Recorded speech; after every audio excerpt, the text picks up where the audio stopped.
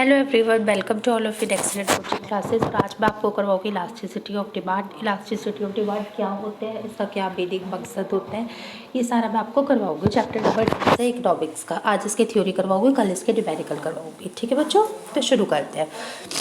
पहला पॉइंट, ये सारे पॉइंट्स बहुत अच्छे हैं, आप इन्हें अपनी नोटबुक पर नोट डाउन जरूर करना। इलास्टिसिटी ऑफ डिमांड हमारा पहली बात दो चीज़ों का रिलेशन शो करता है, जो हमारा डिमांड और प्राइस होता है। और आपको ये बात तो अच्छे से भली बात पता ही होगा कि डिमांड और प्राइस का अपोजिट नेगेटिव रिलेशन होता है, क्योंकि जब डिमांड बढ़ता है तो प्राइस कम होता है, और जब प्राइस कम होता है तो डिमांड बढ़ता है। They both have a negative relation with each other. समझते हो, मानते हो? मानना पड़ेगा इस बात को, क्योंकि ये इसका नेगेटिव रिलेशन होता है। वही हमारा इलास्टिसिटी ऑफ डिमांड शो करता है। इलास्टिसिटी ऑफ डिमांड हमारा शो करता है rate of change in quantity demand for the rate of change in price. मतलब हमारी डिमांड कितनी कम हुई, कितनी चेंज हुई as compare to that of price. ठीक है, तो rate of change of demand with the rate of change of price is defined by the elasticity of demand. ये तो इसकी एक लाइन की डेफिनेशन हुई। ठीक है, सेकंड इसका पॉइंट रहता है इस ये प्रिलिमिनरी यानी मेनली इम्पॉर्टेंटली शो होता है एक्सटेंशन या कॉन्ट्रैक्शन ऑफ डिमांड से।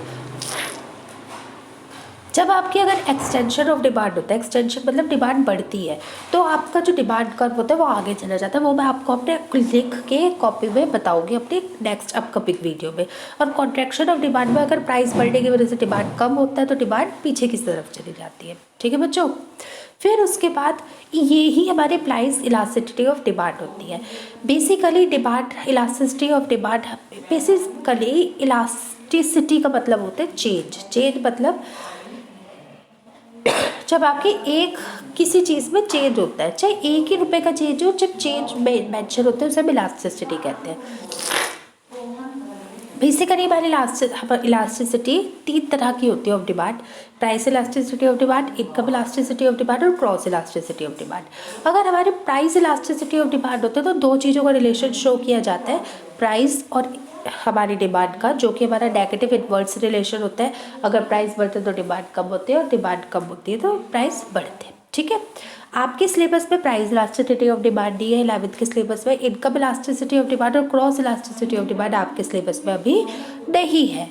आपको मैं फिर भी ओरल बता देती हूँ, क्रॉस तो खैर बिल्कुल ही नहीं है। इनकम में थोड़ा बहुत बता देती हूँ, इनके पास आप नाम याद कर लेना। इनकम इलास्टिसिटी ऑफ डिमांड हमारे इनकम के रिलेशन शो करती है, क्योंकि इसमें इनकम और डिमांड को कंसीडर किया जाता है। बट इनमें हमारा क्या कह सकते हैं कि जैसे उसमें प्राइस और इलास्टिसिटी होता है, तो इसमें इनकम और इलास्टिसिटी में ये डिफरेंस होता है इन दोनों में, प्राइस और इनकम में, क्योंकि जब हमारी इनकम बढ़ती है तो हमारी डिमांडिंग पावर भी बढ़ती है, और अगर हमारी इनकम कम होती है तो हमारी डिमांडिंग पावर, परचेसिंग पावर भी कम होती है। This is the only difference lies between price and income. ऐसा क्रॉस इलास्टिसिटी कॉम्बिनेशन होता है, बट आप मत करो, आप अभी नाम भी लर्न कर लो।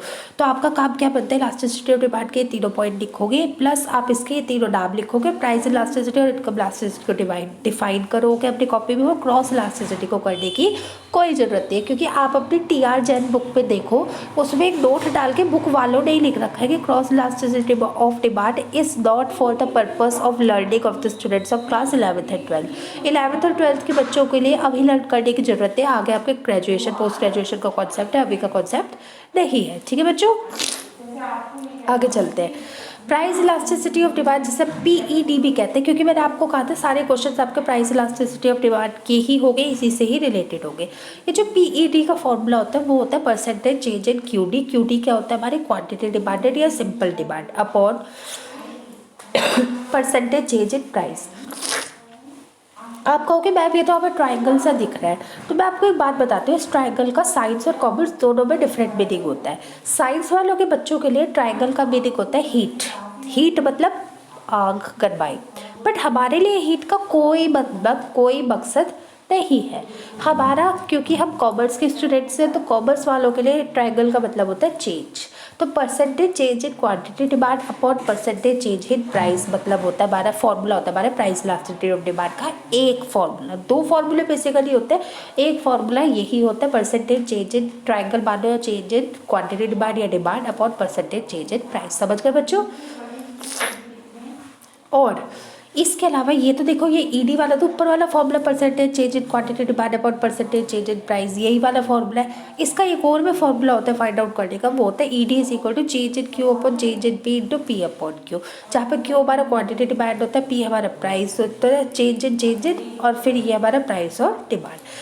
Change in Q upon change in P into P upon Q, ये हमारा फॉर्मूला होता है, जिसे कह सकते हैं ना खोल के लिखा हुआ फॉर्मूला, ये होता है। अधिकतर न्यूमेरिकल्स को सॉल्व करने में तो यही फॉर्मूला यूज होता है, सेकंड वाला, बट किसी किसी कंडीशन में आपका फर्स्ट वाला भी हो जाता है, ठीक है। अब न्यूमेरिकल हम कल से तब करेंगे जब आप इन्हें अच्छे से समझोगे। इसकी 2-4 थ्योरी के और टॉपिक रहते हैं, वो भी मैं आप लोगों आपको बता दूंगी। उससे पहले आप इस इलास्टिसिटी ऑफ डिमांड को विद डेफिनेशन अपनी नोटबुक में देख लो। आई होपफुली सो कि आपको ये समझ आ गया होगा। फिर भी अगर आपके दिमाग में कोई डाउट होता है, तो अगर आपको समझ नहीं आते हैं तो आप मेरे से कभी भी किसी भी वक्त पूछ सकते हो। तो बच्चों इसे अपनी नोटबुक में नोट डाउन करना, लिखना, मेंशन करना, फिर ये वाला फॉर्मूला लिखना, और ये लिखने के बाद सेकेंड फॉर्मूला लिखना विद इसके नीचे की एक्सप्लेनेशन जैसे मैंने आपको करवाया है। अब ये करना ताकि आपकी स्टार्टिंग और थ्योरी तो हो जाए। तो चलो ठीक है बच्चों, आप इसे करना और लिखना, नोट्स बनाना और मुझे दिखाना। फिर भी अगर आपके दिमाग में कोई डाउट हो तो आप मुझसे पूछ लेना। तो ठीक है स्टूडेंट्स, चलो मिलती हूँ फिर अपनी अगली वीडियो में। Till then goodbye and thank you so much.